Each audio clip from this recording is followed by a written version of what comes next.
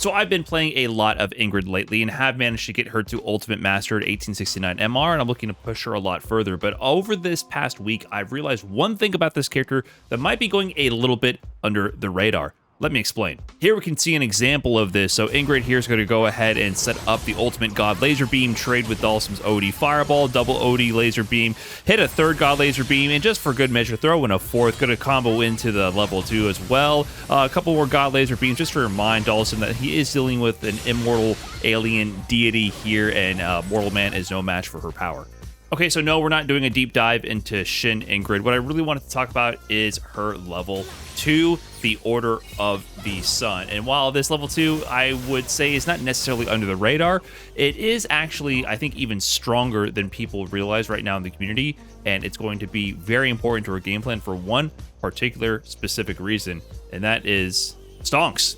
It's all about the stonks with Ingrid, and level 2 is the key to keep cycling through the stonks and to keep her game plan flowing. And we're going to get a lot more detail into that further. But first, let's break down the basic strengths and utility of her level 2. So Ingrid's level 2 is this Order of the Sun, which sends out these projectile beams towards the sky that fall then on top of the opponent. There's 3 different strengths you can activate with that have different effects. The light one tends to leave the beams further to the left side away from the opponent, and it can even go behind you. Has a longer delay and then a faster beam travel time with less gaps between the beams. The medium one is going to be your go-to combo utility version. It sends the beams right on top of the opponent and has a shorter delay, and also has gaps between the beams. And then the heavy one has a longer delay and sends it further out behind the opponent, which is useful for pickups where the opponent is being knocked back into it, and for other utility as well. And on top of that, of course, you can use the Suncrest system to extend the beams. So the normal activation will have 3 pillars of light coming down.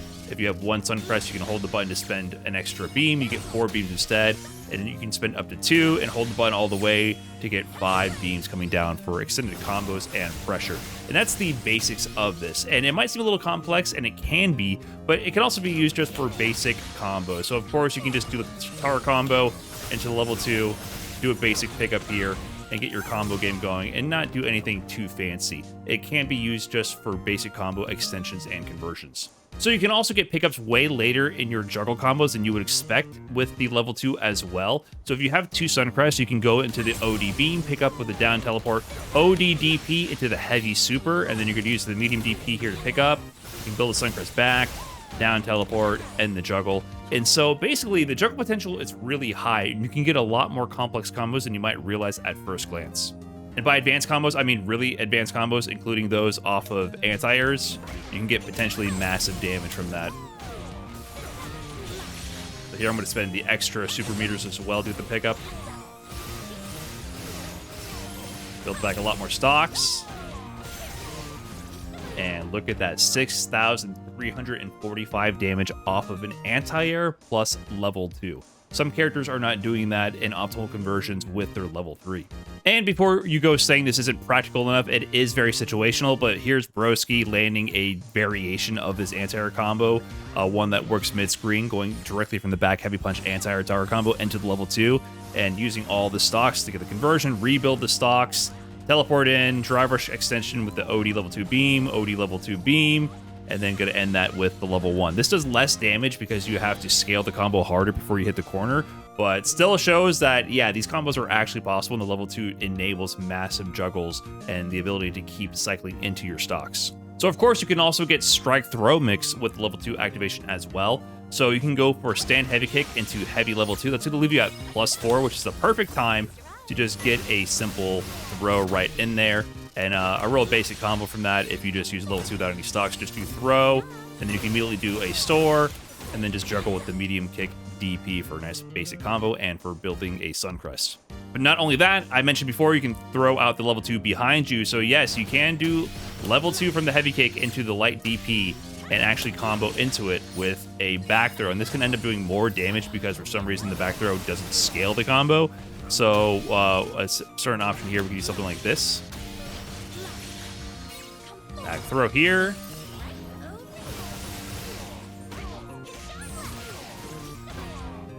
Do a little pickup like that. So you do get actual strike throw mixed with level 2 as well. And if you're in Burnout, good luck too, because the mix is going to get super nasty. The setup was found by Aranage on Twitter. And after this point in the sequence, you're probably not going to be able to block this cross-up because who is, and you get juggle pickups from that as well. So yeah, don't be in burnout and let Ingrid activate level 2. So even if you have 4 bars of drive gauge or less, you could potentially just be put into an inescapable burnout situation. So at here, JP is going to be quickly finding themselves near burnout. And with that, you can go ahead and go for a pretty much guaranteed stun and go ahead and get her stun combos going as well. So it's a very dangerous situation to even block the level 2 at certain ranges. But beyond all that, I think the most important thing about Ingrid's level 2 is the fact that it lets you build these stocks, and the Suncrest stocks are so key to Ingrid's game plan. The main thing they do is power up her laser special move, and of course they also enhance her level 2 and allow her to do extensions with the level 2. So the Suncrest stocks are super valuable for both those reasons. But the laser beam is so crucial for her kit, and the non-laser beam is just a decent fireball. This is actually a really strong poke and can actually be DI safe from a lot of situations, but it doesn't have much range and it's not the fastest projectile around, but it's still a very solid one. And the way the stock system works is essentially the OD version is one more level higher than the heavy or the non-OD version. So if you use a stock here for the non-OD version, you get a better laser beam. It goes a little bit further, it's 3 frames faster, and it actually can end up being plus on block if done within strings, and it has multiple hits now. That's the same thing as doing the OD version without a Suncrest. So it's like a free OD, essentially. So you can access that laser with OD at any time, even without Suncrest. However, when you have the level 2 laser without OD, this one becomes super powerful. Now, this one is the first one, level 2 without OD, that goes full screen, is fast as all hell, beats out multiple projectiles, and ends up allowing you to convert from anywhere on screen into the teleport, or things like, you know, just level 3 from full screen, and it really enhances a lot of combo routes and lets you get extended juggles, even without using any of your OD meter as well. So it makes her damage potential so much higher. The difference being, though, the OD version at level 2 is unreal. This move is absolutely busted, and it's intended to be gatekept by the crest system. You can get so much damage if you land hits, if you have enough stocks to continuously use this move. Really basic combos end up just doing an obscene amount of damage for no reason, and you can do tons of conversions with it. It also allows you to get this nice conversion from full screen, clears the screen of all fireballs, and it's just an absolutely busted move. So having access to this laser beam is actually really key, because Ingrid's damage is very low without the Suncrest, and her fireball game has a lot of gaps that can be exploited with other characters' projectiles. They clash with them really well, and things like Ken OD Fireball into Driver, she's really good at beating out her regular projectiles. So the stocks are key to her game plan. That's where the level 2 comes in. So even with the level 2 with 0 stocks available, you can come out of the situation with +3 more stocks. So from a basic activation like this, you can do the turret combo into 2 stocks, heavy kick DP, and then come down with a stock and then dash up here and be +5 for strike throw Oki, which is really strong. And then suddenly you have access to your powerful lasers. So that's a really strong option to build your Suncrest. Now, if you have 1 Suncrest available, of course, you can get a bit more damage and still increase your Suncrest count. So here, I'm going to spend the Suncrest as well. I'm going to do the turret combo. I can just build 3 right here real quick and just end in a medium kick DP. Nice and easy. Get a bit more damage and still come out with a positive gain on the Suncrest, even though I spent them to extend the level 2. And of course, that continues all the way up until like spending as many as you can with this level 2 activation. So here's a route with 2 stocks. So spend both stocks on the activation, and just to keep it simple, you can just build 4 stocks right here. And like I mentioned before, having 4 stocks makes you incredibly dangerous, because who knows when you're just going to liquidate them with a conversion with 2 of the level 2 OD lasers. So it's really powerful to just constantly keep cycling through your Suncrest with the level 2, because her entire game plan is kind of contingent on maintaining these stock levels. That said, there are a few weaknesses relative to other level 2s with Ingrids, if you want to call them that. So for one, Ingrid can of course combo out of level 2 routes into level 1 if she finds a specific route and she wants to juggle into it. So there might be situations where you want to tack on a level 1 at the end of whatever level 2 juggle you're in, and you know that one wasn't very optimal, but there's others that can be very optimal. However, the level 2 does actually lock her out of building super meter.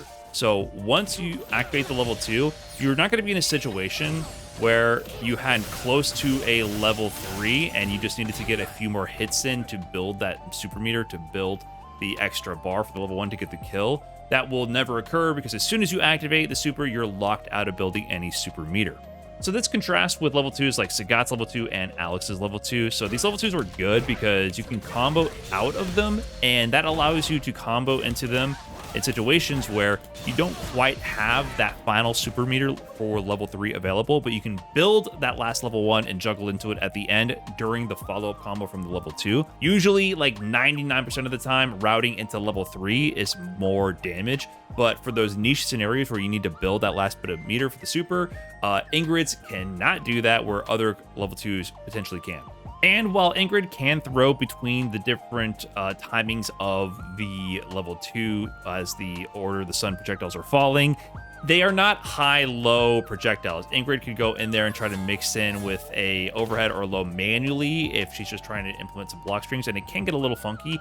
But if you want to contrast that to like the granddaddy of these kind of projectile level 2s, of course you're looking at JP, and JP can simply just do this sequence here and then just ruin your day. Like, he can just drive rush in and immediately go into OD projectile to level 2, force a block string, and then this jump into the low is pretty much an unblockable. It's a pseudo unblockable, and that is a true block string from the moment you start blocking the the drive rush heavy punch. So JP level 2 is still much more fucked up because you kind of just end up losing your life with the situation. There's not too much you can do about it, so you kind of have to hold that. And yeah, basically Ingrid is just more balanced in that regard than JP is. So with that said, I think it's really key to have Ingrid's level 2 in mind when playing her. Now, of course, a lot of people are going to keep optimizing her crazy damage from it and the mix-ups, but really it's about the resource management. Ingrid is extremely mediocre without Suncrest available. Her damage is low, her pokes aren't great, and then her combo conversions are also bad. But with Suncrest, she's arguably a top 5 character. That level 2 OD laser beam is busted and leads to huge damage, and is such a massive threat for clearing the screen, randomly sniping people, breaking DI, being plus on block, and leading to pressure and massive damage. So she needs to be able to always cycle through and leverage those stocks frequently, and the level 2 is key for that. So I think we'll be seeing a lot more level 2 and less usage of level 3 as she becomes more optimized. With that said, let me know what you think about Ingrid and her level 2, and let me know what you thought about this video. I'll catch you in the next one. Peace.